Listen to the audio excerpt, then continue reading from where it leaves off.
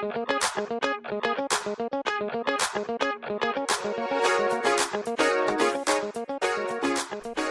hello there, how are you?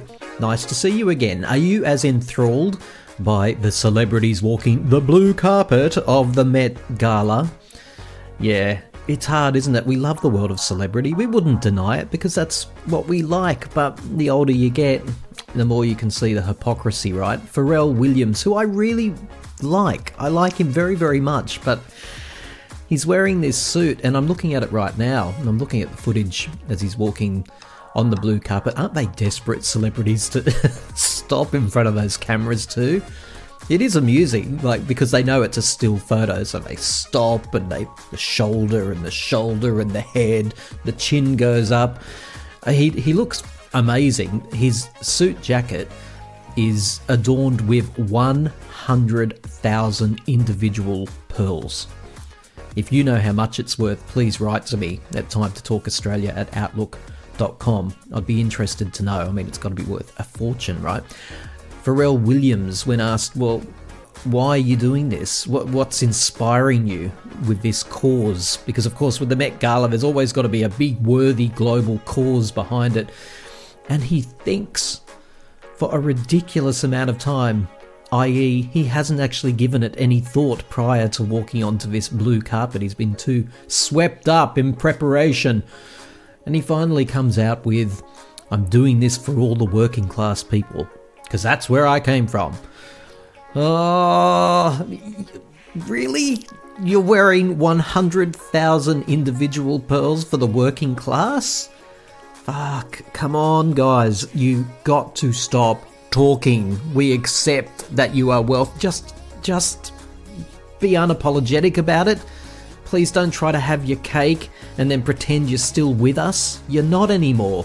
And good on you. Congratulations. We will accept that part, but please don't patronise us. It's too much. The global slavery. A lot of you will know that slavery hasn't ended. Modern slavery is a thing. And fashion accounts for some ridiculously large percentage of it globally. 5 to 10%. In China, cotton picking. I'm not getting on my grand high horse here. I'm really not. I would never argue that the world of celebrity and billionaires should give away all their money, all of that. I don't go to that extreme. But shut your freaking mouths, though. Don't walk up the blue carpet and tell me that you're doing this for the working class. You're doing this for the planet. I'm doing it for the climate. I'm doing it for the dolphins. Shut up. We accept it. You're a celebrity. Whew. Okay, that's off my chest now. You're going to be hearing a great conversation soon about Kylie and her relevance in the United States, which has never been more so. But is it sustainable? Will it be like the Fever era, where she has a spike and a huge and amasses more loyal fans? And we're not saying the loyal fans will go anywhere, but more generally, will her relevance be sustainable over there? Ewan and Matthew will be joining me for that conversation. But did you hear this? Madison Square Garden, 2 nights in a row, they recoloured the Empire State Building for my sister in Australian colours, green and gold. So I was driving past, filming all of that happening on my way to the venue while she was getting made up ready for the show, and sending her the videos saying, like, you've lit up New York, and the feeling there was just incredible. It was such a celebration. Isn't it great, though, after having such a monumental career like that your sister can still get excited because she's playing Madison Square Garden and she's lighting up New York. It's getting bigger. Right, Every it is. year when you think, oh, wow, you've achieved all of these things, it actually is getting bigger every year. Yeah, you must be so proud. I'm so proud. The whole family is, but, obviously being the sister, I'm there as the support as well, because it's a lot to take that in every day. The Minogue family are famously private, right? And I've often wondered throughout the years, I wonder what they say when they get together. I know Kylie and Danny, they both say, yeah, when we get together it's just normal family stuff. I have to do the dishes, all that sort of stuff, Ugg boots on. They talk about that aspect, and I'm sure that's very true. But I do wonder what they say when they're all in their beautiful recliners, in their beautiful homes. Danny's revealed that this family are like, wow, we knew that we had fame and fortune and recognition in the Minogue family for the longest time. Right from when Danny first graced the screens on Young Talent Time, they attracted recognition and attention, certainly here in Australia. But there you go. Even they can't believe that this is getting bigger and bigger, and that Kylie's star is shining brighter than it ever has. It's one thing we don't often, as fans, think about, how overwhelming that would be. Kylie famously, in front of the world, had to adjust to fame rapidly when she went to the UK for the first time. She made I wouldn't say every mistake, but she made a lot of mistakes, a lot of media mistakes. Remember walking off that plane looking like a lived-in, what was it? She looked like she crawled out of a kangaroo's pouch, one UK journalist cruelly said, but she just didn't have the tools at that stage. But you've never seen somebody adjust quicker to the world of fame than Kylie and do it better. But it sounds like she's having to adjust again, and we haven't considered that as fans. Had you? I hadn't. What does it mean? She always said throughout all these years, for the United States, it's lovely to go over there and not have the level of recognition, to walk through a store. She joked at one point that people would come up to her in shops and think she was a shop attendant and say, where can I find the towels, or whatever it was. Yeah, so now this global fame, it certainly seems like Kylie's needing to readjust all over again. And of course, for us fans, and for Kylie too, I'm sure, it's an exciting time. May 16, the Tension Tour will recommence in Glasgow in the UK. Please, a shout out to all of you super fans who listen in the UK. I need to hear from you. If you want to share your Tension Tour experience, please email me preemptively. Just say, hey Tim, I'm willing to come on the show after I see it. timetotalkaustralia@outlook.com. I want to talk to as many UK fans as possible. Gee, I have a lot of questions for you already. It won't only be, did you enjoy the Tension show? I'll certainly be asking you, how does it feel that you're last on the rung? Well, not quite last, but you know, the Tension Tour has made its way 3/4 of the way around the world, and now she's coming to you, her traditional biggest market. Do you feel like an afterthought? Kylie won't make you feel that way once she gets home. I'm sure she'll have some special treats for you. But yeah, Glasgow sold out. Newcastle on the 17th sold out. Manchester, 2 shows, 19 and 20, they're sold out. Liverpool in the UK sold out. Sheffield sold out. The O2 on the 26th, London O2 sold out. And the second show at the O2 sold out. How amazing is this? Nottingham, Birmingham, London, again, back to the O2, sold out. The only tickets left are for the, what would it be by then? The 4th show on June 3 at the O2 in London. Birmingham, then she's going back around, right? So there's still tickets for, these all start from early June, basically, but you can still get tickets for Birmingham, Glasgow, Berlin, then she makes her way around Europe, Poland, Lithuania, Estonia, Finland. By the way, Finland and Estonia, lots of listeners over there. And forgive me, Estonia, I haven't been to Estonia before. My geography is not fantastic. I actually wouldn't know where to place you. But you're clearly somewhere around there. Hello, Estonians. Sweden, Denmark, France, Belgium. In fact, just reading this, it certainly seems like... I'm not going to go as far as to say the tickets aren't selling well, because how do I know? Maybe there's only 4 left in each one of those. But there's certainly tickets available at all of those. Sold out in the Netherlands on the 3rd of July. But then there's tickets for Switzerland, Germany again, France again, Spain again, Portugal. What's going on with Europe, guys? Is there a problem here? It's interesting, isn't it? None of them are sold out. Not one. Greece, Argentina, Uruguay, Chile, Brazil. So we've obviously moved to South America now. Colombia. Now, the Mexico show is sold out at Mexico City. That is not surprising. She has an incredibly understated fan base in Mexico. And Am I wrong that this is the first time she's played Mexico City? I don't know. I suspect it is the first time. I know she's been to Mexico before, but Mexico City? I don't know. Apologies in advance if I'm should be sure of that. And then the last two, August 24 and August 26, the last two shows, still tickets for. Let's put it in context, right? Beyonce, Katy Perry, just live music in general is suffering a bit at the moment. So it is absolutely remarkable. But what I can tell you in conclusion here is May 16, when she resumes her first 1, 2, 3, 4, 5, 6, 7, 8, 9, 10, 11, her first 11 shows, including 2 at the O2, are completely sold out. So what does that mean? Not only that it's a successful tour, of course, but it means that you are waiting there, my friends, in the UK. You're waiting to embrace her. You're basically at the airport saying, come home, girl. We've got the biggest hug in the world for you.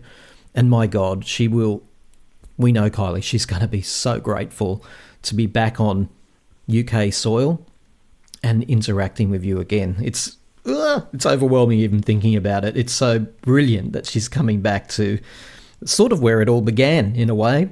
And I'm underselling Australia there, aren't I, mate? Because it all began here.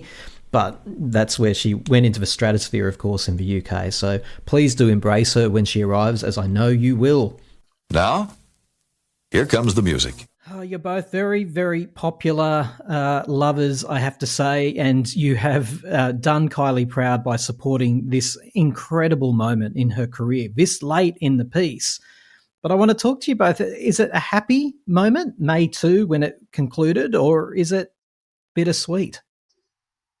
Well, I think in anything like this, it's a mixture of emotions. It's like almost like when you see the show in person when it ends, it's sort of bittersweet, right? Like you're so full of all these feelings, and part of you is, exhilarated and happy it happened, and sort of sad it's over, and proud of her with all that she's achieved on this tour, and proud to be a fan. So I think, I can't speak for other fans, but I think most people would say it's definitely a mixture of all those things, because, she means so much to us, and it's such a, momentous occasion to have witnessed her doing such a triumphant arena tour across the United States, which I'm sure a lot of naysayers said she would never do. So I think it's only natural that it would be a definite mix of a lot of emotion.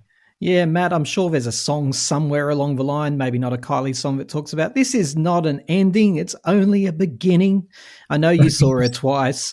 Ewan, what are your thoughts? You've been waiting a long time to see Kylie come to the US for an arena tour, that is. I know you saw her many, many times in Vegas. What does this end of the North American leg mean to you? I mean, I think Matt summed it up perfectly. I'm very happy that she conquered Madison Square Garden and Crypto.com Arena. I mean, these are very large venues, and to sell them out is quite an impressive feat. So I'm very happy that she has really cemented her status as a, global superstar in the US as well.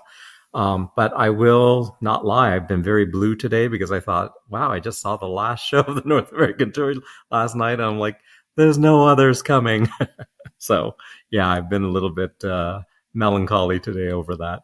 Now, because I've got a couple listeners, I feel a responsibility to cajole and comfort Matt and Ewan, because you can hear in their voice, let's be honest, there's a little bit of melancholy about both of their voices, right? Can I cheer you both up, Matt and Ewan? Can we start with a little bit of a quiz, a little bit of fun?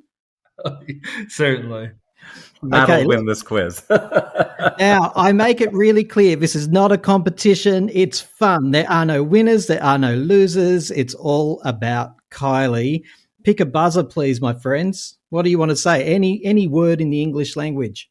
Oh, how about tension? Tension for Matt. Ewan? Disco. I said I was going to pick you up, and now I'm giving you the tension music. Can you hear it? Now you're just putting us on edge. I put myself on edge. The job Charlene had in Neighbours. Tension. Matt? She was a mechanic. She was. The second single from the album, Tension. Tension. Correct. It's all about tension. I told you Matt would win. The B-side to the Locomotion single in Australia. Oh, it's on the tip of my mind. Glad to Be Alive, her first ever B-side. She's never sung it live. I screamed it out at the anti-tour. She looked at me like I was nuts. Any 3 tracks from Tension 2? Tension. Hello. I was checked out. So I said, hello, good is gone, and should have left you. I love it. Now, round 2, we're going to alternate, okay? This one's for you, Ewan. Name one television show that Kylie appeared in before Neighbours. Oh, good question. Neighbours. That wow. music is really freaking me out. I'm doing so badly. Nobody's going to think I'm a Kylie fan at all. I cannot That's think not of one. true. I That's just all keep right. thinking of everything after Neighbours, like Kath and Kim and Yeah, she's had quite a few cameos, hasn't she? We'll pass this one to Matt. Same question? Same question. The Sullivans? Correct. Yeah, she was in a few, and you're both American, so you wouldn't have seen them. There was Skyways, the Sullivans, Henderson Kids, Zoo Family. Zoo Family was quite funny. Fame and Misfortune, which I don't think I ever saw that one. This one's for you, Matt. Name 2 artists that Kylie has recorded a song with since 2020. Orville Peck and The Blessed Madonna. Nice, very nice. Plenty to choose from there. Think of disco guest list. This one's for you, Ewan. What was the name of the character Kylie played in The Delinquents? Oh my goodness. You really I'm sorry, I can't remember. That's all right, Matt. I honestly don't remember that one either. Again, it didn't get an American release, so how would you know? Lola Lovell is the name. Final question in round 2. By the way, there's 4 rounds. I know. Don't get depressed. It's okay. During COVID, what was the name of the online-only concert that Kylie performed?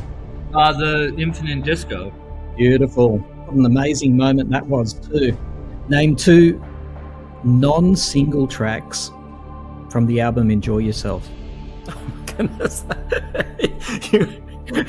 You're really putting the screws to me. I'm sorry. I cannot think of any. I'm just like, you got to remember too. Bear in mind, I just drove back through the night from LA, so I'm working on 2 hours sleep. Off Enjoy Yourself, in the title track was not a single. Correct. And let's think of another one. Heaven and Earth. Very nice. About recycling, apparently, or the environment. In which US city were some of the golden tracks recorded, Matt? Nashville. Nice. What single did Kylie release that was originally featured on the Grease soundtrack? This one's for either one of you to buzz in. She re-released it, obviously. It wasn't her version on the Grease soundtrack, but there was a track on the Grease soundtrack that she took during the Enjoy Yourself era and re-recorded. Was it Tears on My Pillow? Nicely done. Nicely done. Very well done. Ewan, this one's for you. Baby Doll.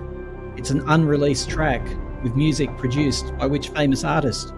Oh, I'm so sorry. I have no clue. Absolutely none. That's right. You might know it when you hear it, Matt. I don't think I recall that either off the top of my head. That's all right. It only just leaked not so long ago. It's by Prince. Oh, God. Yes, that's right. Yeah, she wrote the lyrics, gave them to him. He produced a song, sent it back to her. Final round, and this is a pretty quick one. And it's all about the Tension Tour. Buzzing in which city did the Tension Tour begin? Disco. Ewan. Perth. Correct. Which Tension Tour track begins with multiple Kylies walking aimlessly in every direction? Disco. Ewan. Tension. Correct. Name an album that is not formally represented on the Tension Tour. An album that is not formally represented on the Tension. Is it Let's Get to It? Correct. There's actually, I think there's 7 albums. There's nothing from Kylie, nothing from Enjoy Yourself, nothing from Let's Get to It, nothing from Impossible Princess, nothing from Golden, and nothing from X. Well, she added that's not true. Yeah, couple shows. Say that again, Golden Dancing has been added to the set list, so Is it Golden formally is on? represented. I saw her performing dancing actually, so that's now on the set list, is it? Yes. Yeah, she did it after she started. She kind of kept it on. So Golden got some representation after all.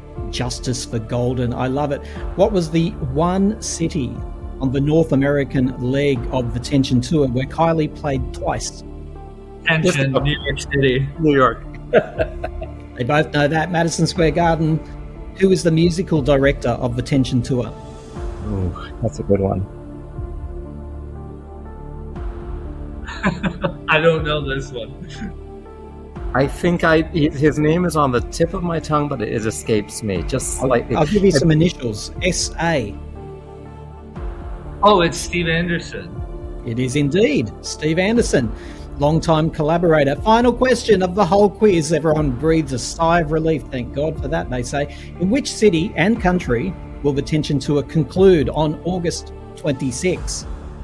Disco. Ewan. Monterrey, Mexico. Wow, round of applause for Ewan. Ewan, you really came home strong at the end. Well, on the Tension Tour, but I failed every other round, so. No, you didn't fail. You didn't fail. Hey, Time to Talk family. This is Tim Power, host of the podcast where amateurs talk about icons.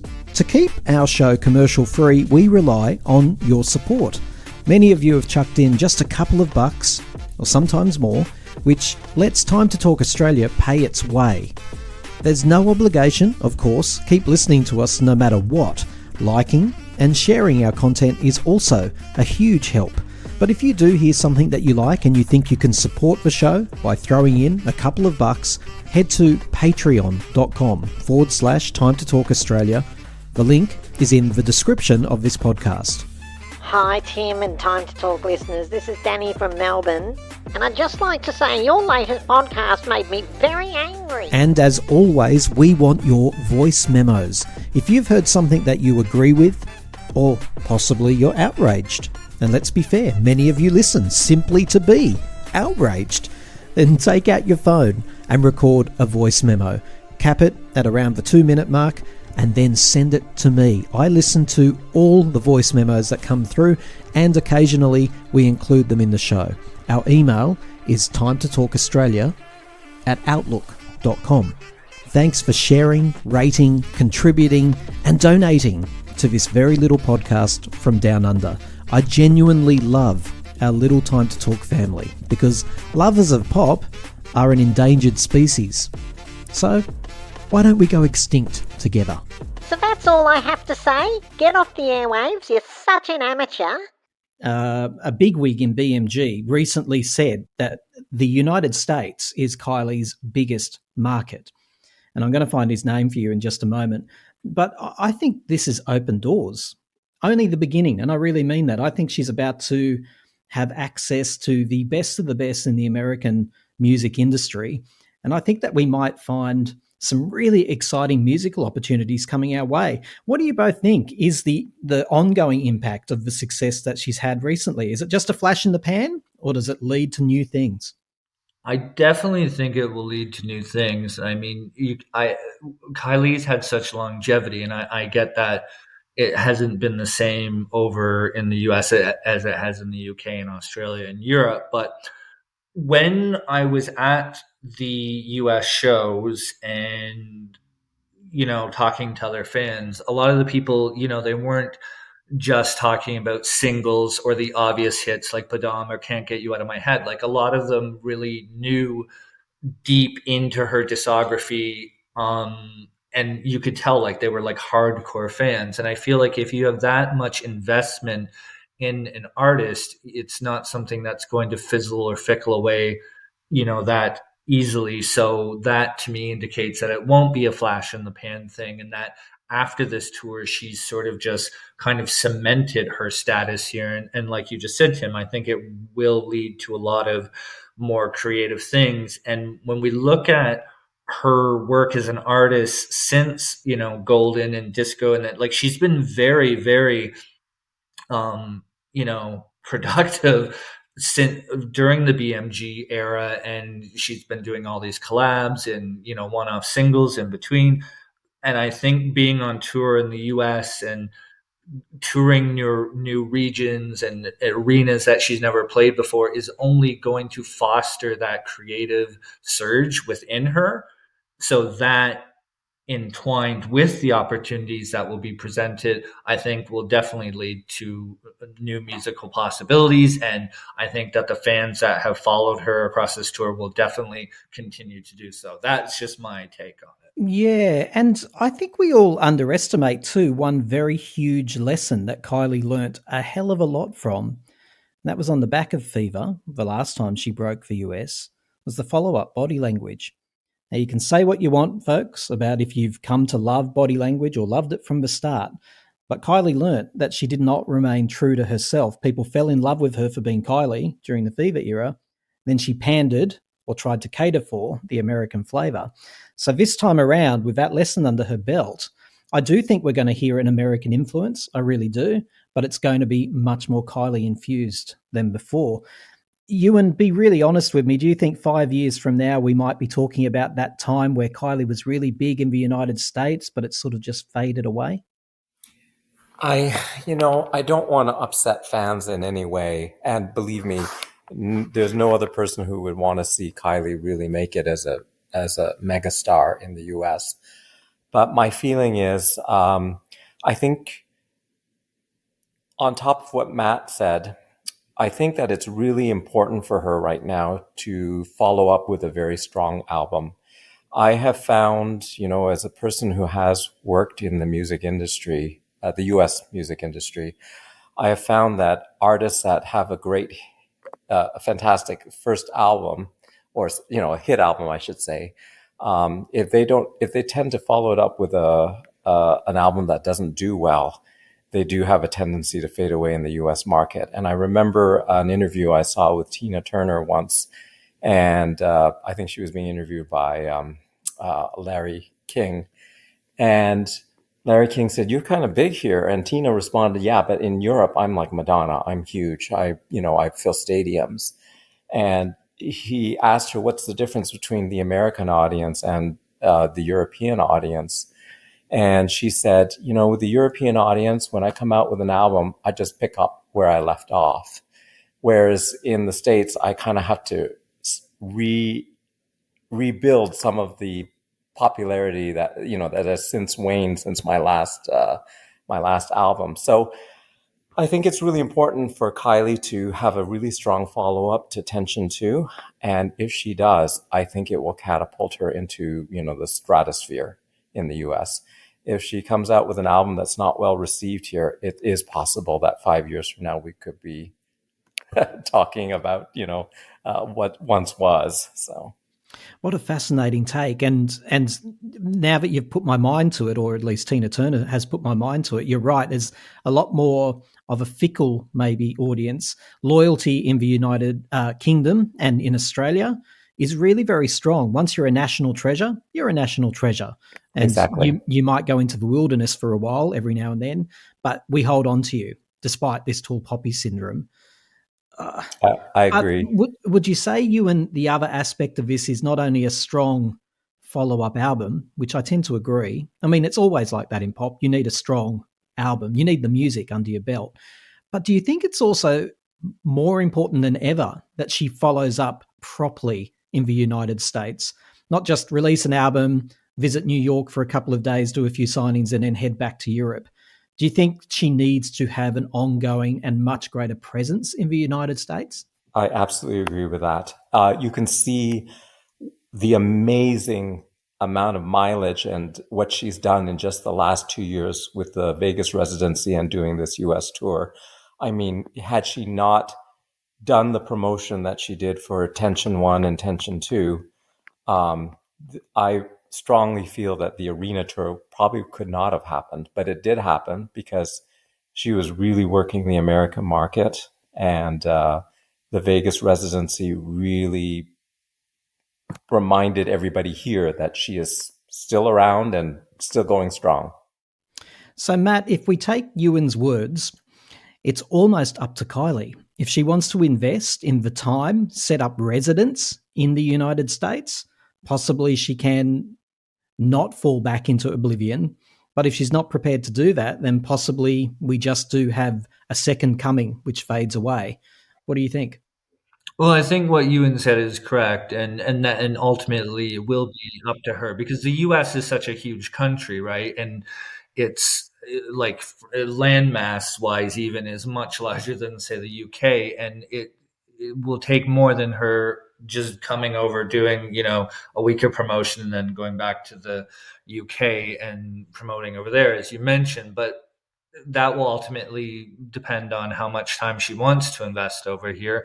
I think if she does, that the fans will be there. And I think she did really smart things leading up for the promotion of this tour, like appearing at the Macy's Thanksgiving Parade.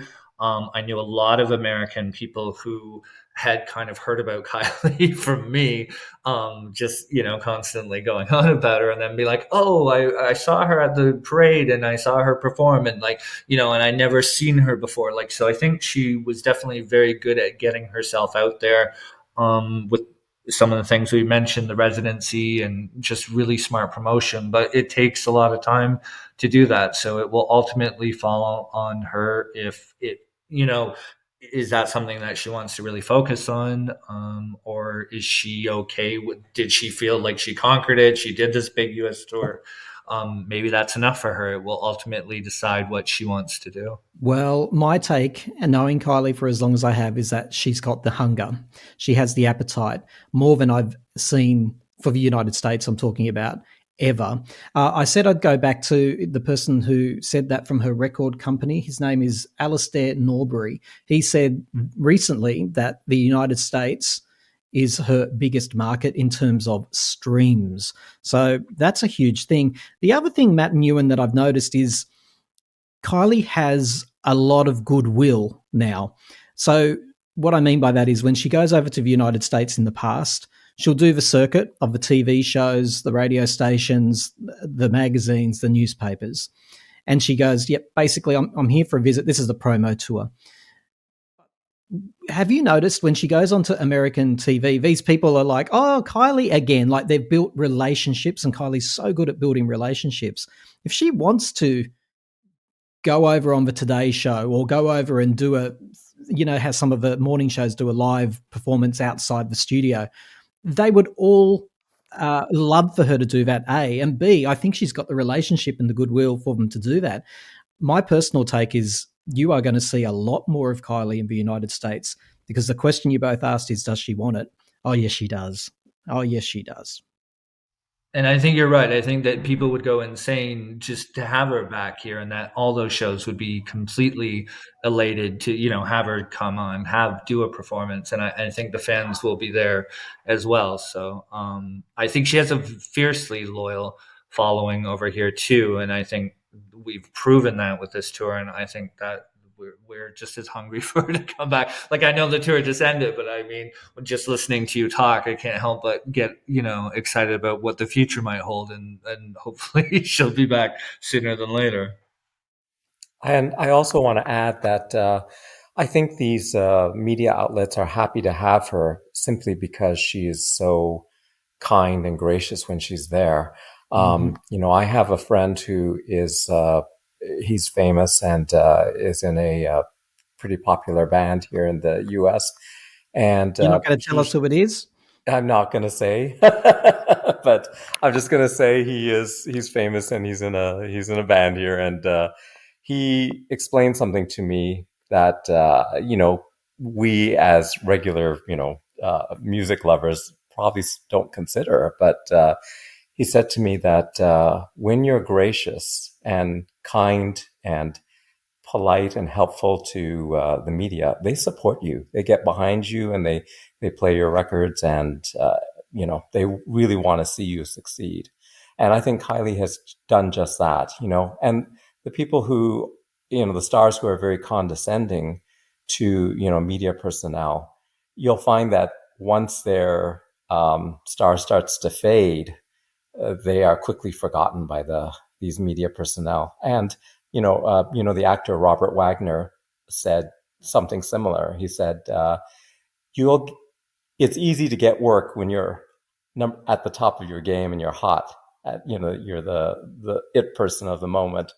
But what determines whether you get work after your star fades is how you treat the people around you. That's when they famous. remember. As you're on your way down, as you're fading, waxing and waning, as they say, if you're on the wane, if you've invested in those relationships sincerely, not in a fake way, they'll pick you up. By the way, it was Brandon Flowers, isn't it, Ewan, you're talking about?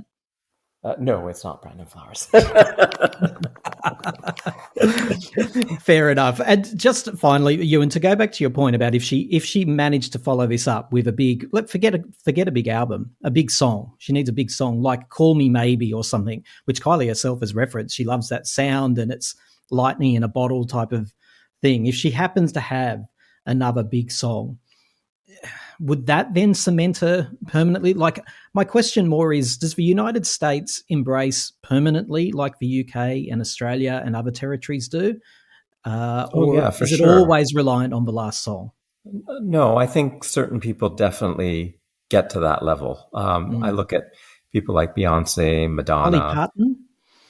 Yes, even her, Yeah. So I think it is absolutely possible. It is a bit of a different animal, the music industry and how it works here, than I think in the UK. But yes, absolutely. People do get, a certain kind of loyalty. Like, look at Madonna. Her fan base is so loyal to her. And, I love a lot of the stuff she puts out, but there have been a couple of albums that weren't that amazing to me. But, Madonna's got a very, very faithful following, and she's always going to be, I think she's always going to be successful at this point. So we're going to get the final thoughts of Matt and Ewan here, but I'm interested in what you're thinking, listening into this conversation. Give me a voicemail or an email at timetotalkaustralia@outlook.com.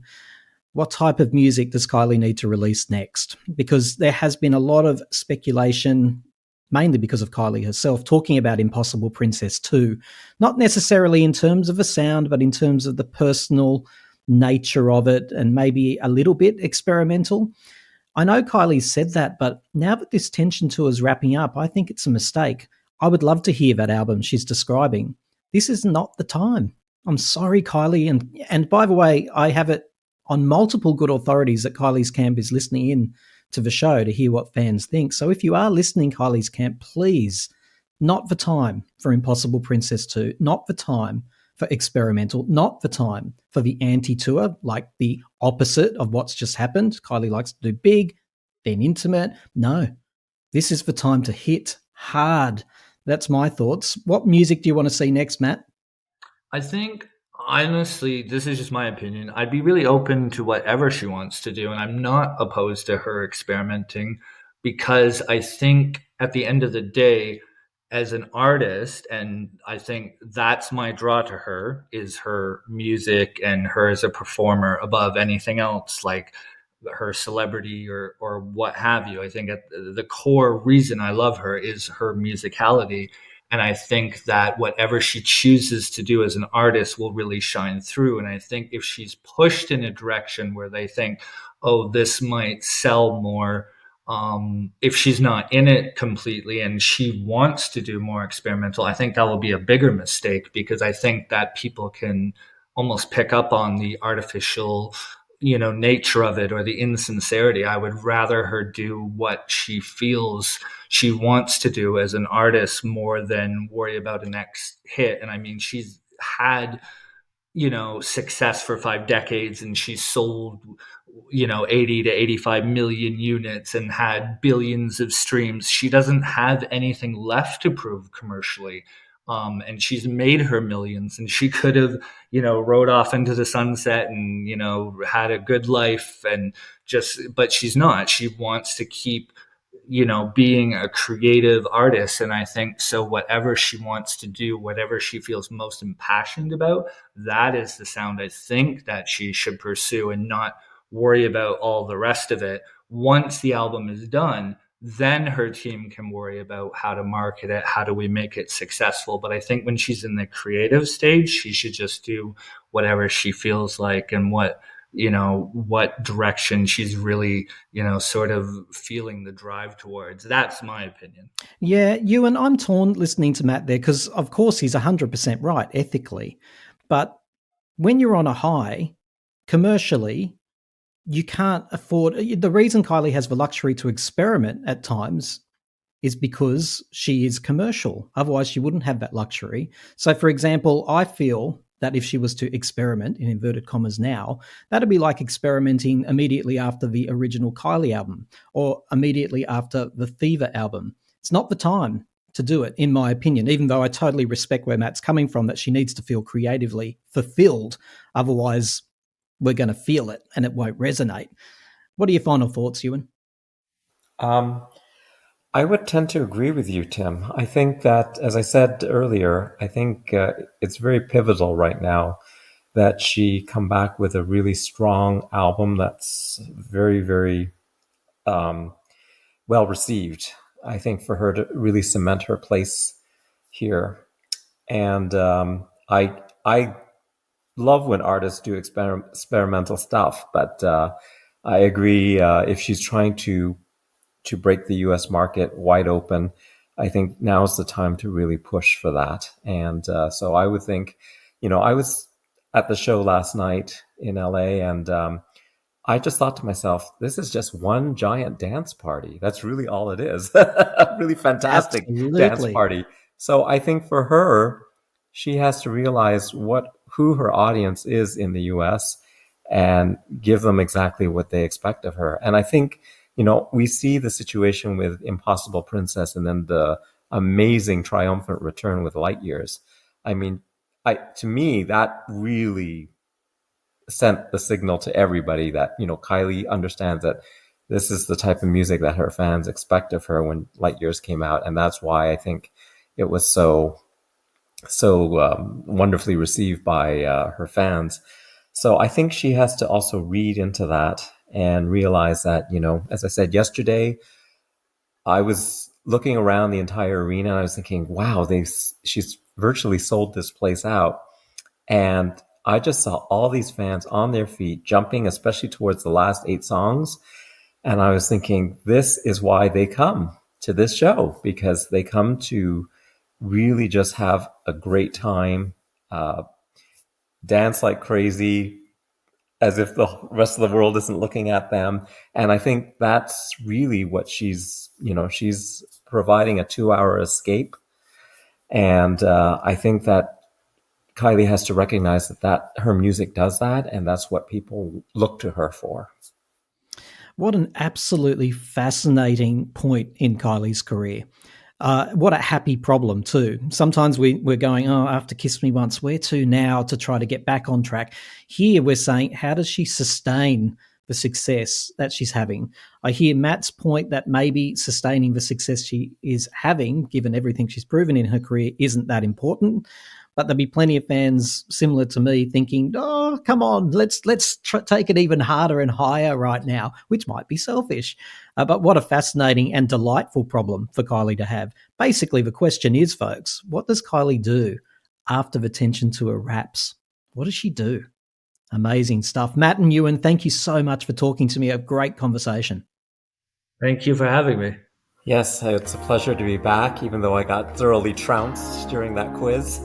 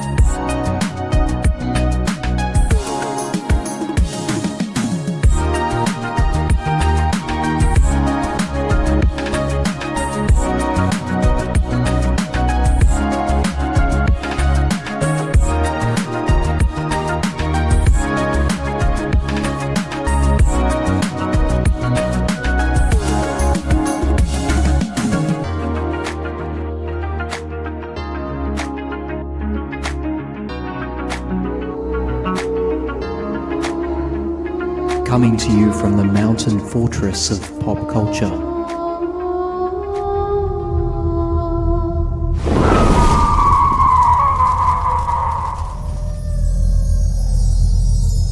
You're listening to Time to Talk. Sushi roll. So, welcome to the fortress, Simon and Keaton. How are you both? Doing well, doing well. Yeah, thanks. Awesome. Simon and Keaton, can you see baby Igor sitting over there on his perch watching us, our baby dragon? I'm not sure. You know why you're confused, Keaton? Because Yes. it's not Igor after all. It's Julie Andrews. Oh my goodness. Oh, God. Sorry, Julie. That's so rude of me. It's the severe shoulder pads. It gets me every time. Oh, Gets me yes. every time. We're here to discuss the soundtrack to The Sound of Music, which is one of the world's highest selling albums of all time. Possibly because they just never stop reissuing the bloody thing. You can hear this soundtrack in English, you can hear it in German, Italian, Spanish, and French. Damn it, there's no Mongolian version. This is outrageous. It was released in 1965, and in the United States, it remained in the top 10 for 109 weeks. I'm not very good at maths. Wow. Keaton, Simon, is that 2 years? I More think than 2 that's years? just over 2 years, yeah. Unbelievable. I wonder if there was an influx of new nun recruits that year. What do you reckon? It's quite possible. I would Quite say. possible, absolutely. They made it look so fun, yeah. They did. They made it. Even I wanted to join. I wasn't around, but yeah. In the United Kingdom, the Sound of Music soundtrack was, get this, it was the best-selling album of 1965, 1966, and 1968. What happened to 1967, people? What is wrong with you British No, praps? what's that fluctuation? That's weird, yeah. I know. It was the second best-selling album of the 1960s in the UK. Do I have one of you want to guess what the biggest-selling album of the 60s was in the UK? Sergeant Pepper? Well done, Simon. Sgt. Pepper. Yeah, the that makes Beatles. sense. Makes sense. Yes, the Sound of Music soundtrack. It's the only album I can name that has a yodeling track on it. Unless you include some of Nicki Minaj's messy projects, which often seem into Or yodel. the Gwen Stefani album where she sampled that song. Oh, she sampled it, did she? Yeah. I On love all Wi-Fi. the references to the Sound of Music because we've got Kylie. She opened the Fever tour with that. She obviously was in Moulin Rouge as well. Yeah. We had Ariana Grande doing that brilliant, is it called Seven Rings, I think? Yeah, Seven Rings, yeah. Love that. So anyway, look, I'm going to be quiet now. Keaton, you're a musical fiend. I can only assume you love this soundtrack. Oh yeah, I mean, I'm sure everyone can agree, but like we all like grew up with this film. We have watched it ever since we were kids, or like when it came out. It really is just one of the most like enduring classics of all time. I think it's such an amazing film. I'm gonna try not to like just spiel the whole time and like gab about it, but like I have so No, much feel to say free. about this film and the soundtrack. You just spiel away. It's absolutely fine. I've already declared I'm out of my comfort zone with this one. I don't know much. Look, it's quite a strange thing with the Sound of Music soundtrack. I feel like I don't know much because usually when I'm talking about an album, I'll know when it was released, who wrote it, who produced it.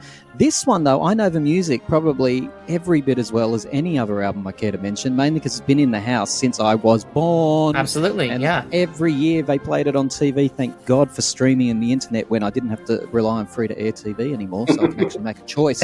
Yeah. Simon?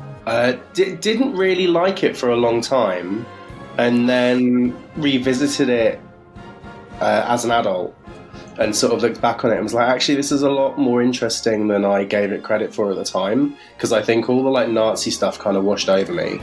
Yeah. As a kid. So yeah, I mean, it's Rodgers and Hammerstein are probably like my least favorite musical theatre artists in existence anyway. So that doesn't really help. Yeah, I mean, well, Roger and Hammerstein basically shaped the face of musical theater as it is and as it was. I'm They aware created of that. the form. I don't like them. One more time? Say that one more time? I said I'm aware of that. I just don't like them. Yeah. I think they're absolutely brilliant. I think Richard Rodgers has his own specific style of writing. You absolutely know, like, it's his sort of melodic way of writing things, and Hammerstein's lyrics are just brilliant. And I think this score is one of the best showcases of their writing together, personally. So for the original, I found this interesting. For the original Broadway show, the music was written by Richard Rodgers with the lyrics by Hammerstein. Yes. But then he passed away. Yeah, this was their last collaboration together on Broadway. Really? Which is Wow. it's very, very sad. I think, if I'm correct, I think Edelweiss is the last song they wrote together. Oh, which cool. is kind of a somber fact, but it's Very somber. Yeah. What a beautiful song, too. Cinderella happen? I know Cinderella was only TV, but that was 57? It was 50, I think, wasn't it? So was that written 57 maybe? after? No, I think Sound of Music came out in 59 on Broadway. Oh, did it? 1959. Okay, Yeah. cool. People who've tuned in probably think they know most everything there is to know about this soundtrack. However, I've learned a lot here. There were 3 songs from the original Broadway production. First of all, here you go. What an ignoramus. Tim didn't know that this was actually a Broadway production prior to it being a movie. Yes. I didn't know that. No, true. But go on, Keaton, tell us these 3 songs. I've actually done the show The Sound of Music. I played Rolf when I was actually 17 going on 18, so that was very meta. But the 3 songs from the original show are, there's one called How Can Love Survive, which is sung by the Captain, the Baroness, and Max. And there's actually 2 songs with that trio. So there's How Can Love Survive, which is How Can Love Survive is in Act 1, and I think it's actually been forever since I've listened to the show, because I much prefer the film. We'll get into that. But How Can Love Survive, I think, is kind of another rhetorical kind of Roger Hammerstein. You know, like, people will say we're in love, just that rhetorical reiterating the idea thing of, we're so different, how can we make our love happen? And then No Way to Stop It is in Act 2, and that is a very kind of, I want to say, like, antithetical, if that's a word. Like, they're talking about it's still with the Captain, the Baroness, and Max, and they're talking about, like, the rise of the Nazi regime, and Max and the Baroness are kind of just, like, resigned into it. It's like, oh, well, it's going to happen, and there's no way to stop it, so we might as well just go on with our lives. And the Captain says, that's no. rather depressing. It sounds like COVID. It could have been. Yeah, exactly. Seriously, but. By the way, who else wants to kill Max, by the way? Max deserves, a good slap in the face, doesn't he? Yeah, I think so too, yeah. Yeah, good. Sorry, carry on. But it's sung in a very cheery kind of, that both, they're like, and there's no way to stop it, they're like, well, it doesn't affect us, so Black humor. Yeah, and then the 3rd song was called An Ordinary Couple, and I'm actually not familiar with that one, because it's now often replaced by what was sung in the film, which is the song Something Good. Yeah. And I much prefer Something Good. I think it's more intimate, more sweet. I think I've heard An Ordinary Couple once, and I was just like, the one from the film I know is better, a little tidbit about that. It was played at the reception of Michael Jackson and Lisa Marie Presley. Oh, which one? Ordinary Couple or Something Good? Yeah, well, if it wasn't, it should have been. Yeah. Sorry, that's my little dad joke for the day. It's out of my system now. Well, at least we got it out of the way. Yeah. Well, let's hope. I am often fully loaded, so I'm not quite sure myself.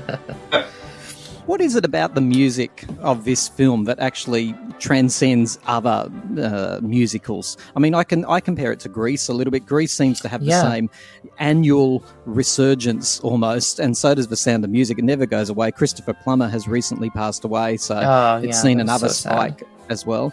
Very sad. What is it about this music in particular?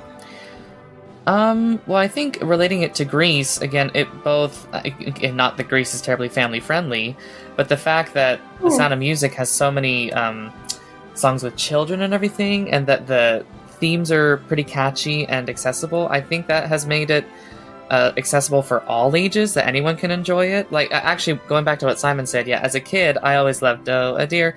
I love those songs and would kind of just like, skip over the Nazi stuff and the romance and everything. But now, growing up, I'm really invested in the romance between the Baroness and the Captain, and then the Captain and Maria and everything, and all the political themes. So I think it's just, it's a film for everyone to enjoy. So that's the film, but the music, for example, in Australia, we have bikie gangs here in Australia, and I can assure you that if I walked up to the most intimidating-looking bikie with a big black helmet and dark glass and the big ZZ Top beard, and I said, you are 16 going on, and then put the microphone in his face, he'd go, 17. They'd know. Everyone knows the music. That's amazing. Yeah, I think, like I said, I think it's just the tunes are very easy to remember, and they're well constructed too, and the lyrics, I think it's just really accessible is the word I keep going back to, the score. Simon, you're suspiciously quiet. Are you reciting the lyrics to Do Re Mi in your head? No. I agree. I think that for me, it's probably why I don't love it as much as everybody else does. I think it's very well written. And I suppose it was it wasn't a pop musical in style, but I suppose it has that kind of pop vibe to it in the sense that it's very catchy. The songs that are famous are very catchy. I have similar issues with it to my issues with Grease anyway. I think that has a lot to do with just the overhype of the films of both of them. Sure. But I know all the words to all the songs. I've seen it a million times. I think that's why it's endured as long as it has, really, as well as the fact that it's quite catchily written and stuff, is because it was so family friendly, because it was one of the biggest films at the time. It won 5 Oscars. Yes. And it didn't. I hate to say this, but it didn't have the ethnic minority slant that a lot of the other musicals did at the time that were huge, like West Side Story and things like that. So I think it had such a broad appeal. TV channels wouldn't have been scared of showing it once it, became once TV became a thing. Cinemas would have screened it because it didn't necessarily, although it had Nazis in it, weirdly, it didn't have, it wasn't it's a very, very wholesome, and I think it would have been viewed at the time, it would have been viewed as a much more wholesome experience for the whole family than stuff like West Side Story, which I think is, probably better written as a show. Yes, I agree.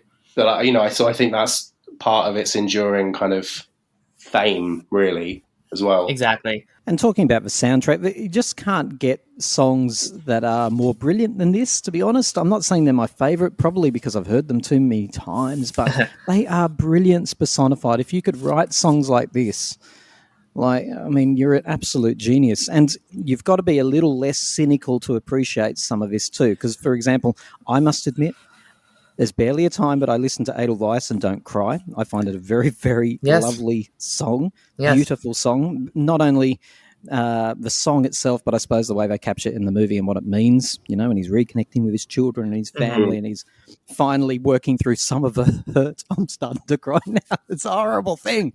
Damn it. I am sentimental. And also just things like 16 going on 17 and My Favourite Things. They're beautiful, sweet songs that actually have so much meaning, believe it or not. They really do. My Favourite Things, that way that is captured to be like a big hug around young people who might be a bit frightened. And I know that's what they did in the movie, but the song's written that way too. It's lovely. And I think just the power of the title song itself. I mean, the first thing anyone says when you say The Sound of Music, they all go, "The hills are alive." It's just that little motif, that one little phrase that just gets in your head, and just I just think it's a whole bunch of, again, I keep talking about the film, I'm sorry, but the combination of that song and Julie's voice and the camera work and everything, it just creates a juggernaut of a moment, and it's just amazing what they were able to do with it. I think, I'm not saying it's solely her, not her fault, that's not the word I'm looking for, but I think Julie's voice is part of the major success that Sound of Music had, because she's just so brilliant, so iconic, and it's really hard to picture anyone else sing this song like she did. A bit like Kylie, Julie's voice. Hang on, here we go. Everyone's gone, hang on. He's about to compare Julie Andrews' voice with Kylie. I'm ready. Stay with me. They both have very emotive singing styles. Yeah. They both capture the story. You move away from the voice and you transcend into the lyrics. One of the underestimated songs on this soundtrack for me is Something Good. Yes. I think it's brilliant. One of my absolute favorite songs. And again, because Hammerstein passed away, I believe Richard Rodgers also wrote the lyrics for Something Good. Yeah. Something Good, and I Have Confidence. And I Have Confidence, I believe, yeah. I have to admit, I Have Confidence. amuses me to death because there is a bit that absolutely wasn't meant to be there in the movie when she's just walking through the gates with her suitcases and her hat, and she literally trips, but she manages to pick it back up. We watch it in freeze frame by frame, and just die laughing. It's very fun. And she like trips on beat too. It's like, I have confidence, trip in. It's so funny. Yeah. You know that trick. Oh yeah. Oh yeah. Oh, golly, I thought we were the only perverse family in the world. Oh, I know like every single stupid little tidbit about this movie. I am 100% obsessed with it. It's one of my favorite films ever made. Yeah. You perform musical theatre. When you perform some of these songs to whatever crowd you're in front of, what's the response usually like? Yeah, again, so doing The Sound of Music was such a massive like honor to me because we all grew up with it, and I always wanted to play Rolf, so that was an amazing thing. And the crowds really have such a really visceral and exuberant response and everything. And I even remember at the end, because at the end and everything, Rolf turns into a Nazi. So sometimes I would come out and get boos, which I thought was very funny. And I was like, yes, I did my job. I made them hate me. So people are really, really invested in this show, the story, the music, everything. They love it.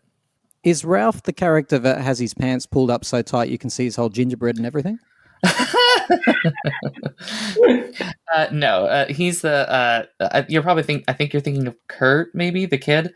No, there's one, and his suspenders are just way too tight. No, Ralph was Liesel's boyfriend. He sings 16 going on 17. Oh, Ralph is the one who's in the little glass house. Yep. Yes. Who turns out to be a traitor, but then he's not a traitor or something, I think. Yeah, somewhere in the middle. Somewhere in the middle? Okay. Yeah. Yeah, he's kind of a semi-Nazi. He's a Nazi, but he has feelings. Oh, yeah. It sounds like a punctuation. I like it. Go on, Simon. Free shot here. What are the songs on here that you wish you would never hear again if you had a choice? Oh, I was about to say what I liked. Okay. Oh, I just wanted to keep you in your usual frame of mind. Well, I was going to say that my favourite thing in it is I Have Confidence. Yeah. But I don't know if that's just because it was added for the film, so it's got like a slightly different tone. But I always loved that as a kid, and I was obsessed with it. I could probably do with never hearing the sound of music again. Wow. And possibly Climb Every Mountain.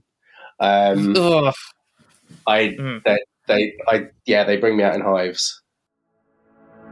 The Time to Talk Show is a podcast made by passionate amateurs who simply love pop culture. Unlike other podcasts, we can't raise revenue through traditional advertising, so we rely on the support of our listeners to keep us going. If you'd like to make a donation to Time to Talk, click on the link in the description.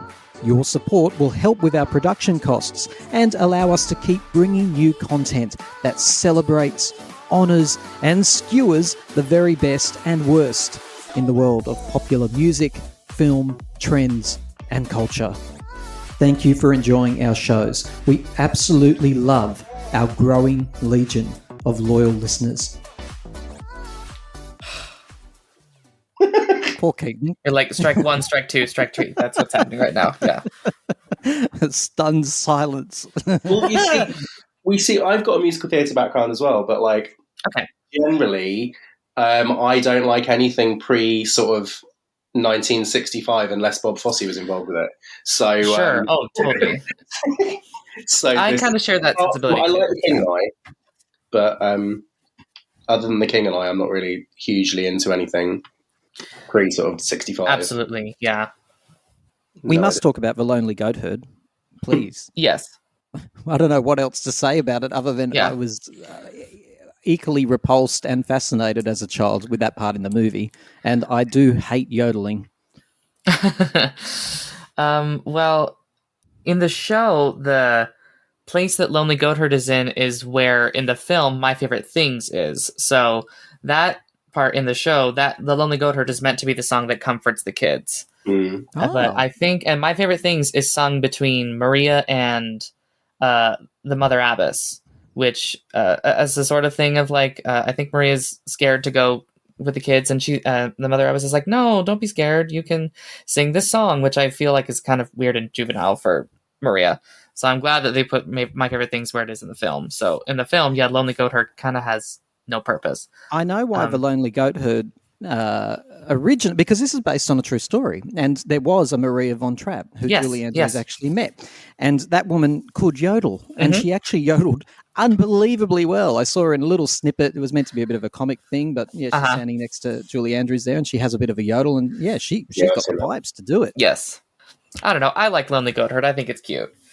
I can't hear it now without thinking of "Wind It Up" by Gwen Stefani.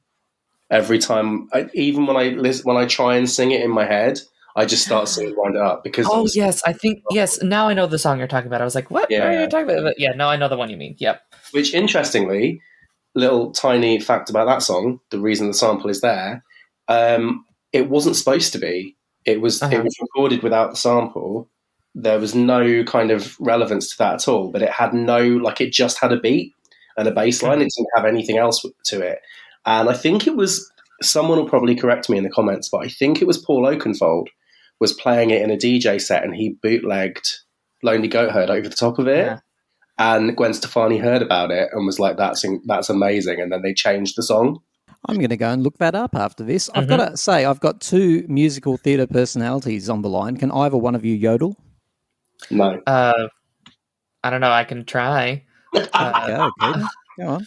Well, like not like true like Maria von Trapp yodel, but maybe I'll do the one song from yodel. Yeah. Yeah. High on a hill was a lonely goatherd, lay yodelay, hee-hoo. Like that. I don't know. Wow, that's awesome. Well done. Lay yodelay. Beautiful. He can do it, Simon. He can do it. He can. Well done. Well done. I have confidence in my yodeling. Yes. No. Good. Do, re, mi. 7 sounds, and that's it. And I just think that it's brilliant in its simplicity, if that makes sense. Where in the movie does a young person get a kick up the bum? Well, so long, farewell. Now, this is a really simple composition. It's, those higher registers and all of that sort of stuff. I think there's only really one main part of the song, like one chorus. This is a great song. I like it. It's good. You would have had to... Oh, no, you weren't, Ralph. I keep thinking you were one of the children when you were in this. No, my brother actually played Kurt, the one who sings the I leave, and he's the one who sings that high note, which was very funny. And that's right. One of the boys. Yeah. I dread to think what they did to him behind the scenes to get him to reach that note. It's a shocking thing. I hope it's got to be the one with the tight pants, actually, doesn't it? Yes, for sure. Him. Aha. It all comes together finally, Simon. I get it now. Makes sense. And Keaton, before we have to talk about Maria as well. Yes. I don't know why I just have a soft spot for that song. I think it's really cute, really catchy. I love the brilliant lyricism of Hammerstein. I think really shows in that song with the of liberty gibbet will of the. It's just really clever lyricism and everything. And fun fact, in the film, the absolute legend Marnie Nixon, who is famous for ghost voicing many iconic roles in films. She dubbed Natalie Wood in West Side Story, Audrey Hepburn and My Fair Lady, and Deborah Kerr in The King and I. She actually has like a role, and like you can see her face in this movie. She plays, I think, Sister Sophia, I think is her name in the film. So it's like finally she gets her due and she's on screen. So that's a funny little tidbit. Simon, how do you catch a moonbeam in your hand? I don't know. I've always wondered that. It's frustrating. Yeah, the world may never know. How Do You Solve a Problem Like Maria was also the title of the BBC. Yes, I loved that series. Maria in the Sound of Music that we did over here. Final discussion point. Should there be a Sound of Music too? No, I don't think so. No. Come on. Use your imagination. Where are they now? Did they actually end up getting eaten by the Nazis or not? Never really makes it clear. I don't know. Eat people. I don't know. They never did find the rest of Hitler. They only found a little bit of his skull. Oh, God, no. This has been fun. Thank you for helping me talk about the Sound of Music soundtrack. And before you go, can you give baby Igor a pat on the way out of the fortress? He's looking lonely. Got it. Yeah, excellent. See you, Keaton. See you, Simon. Thank you so much. Bye-bye.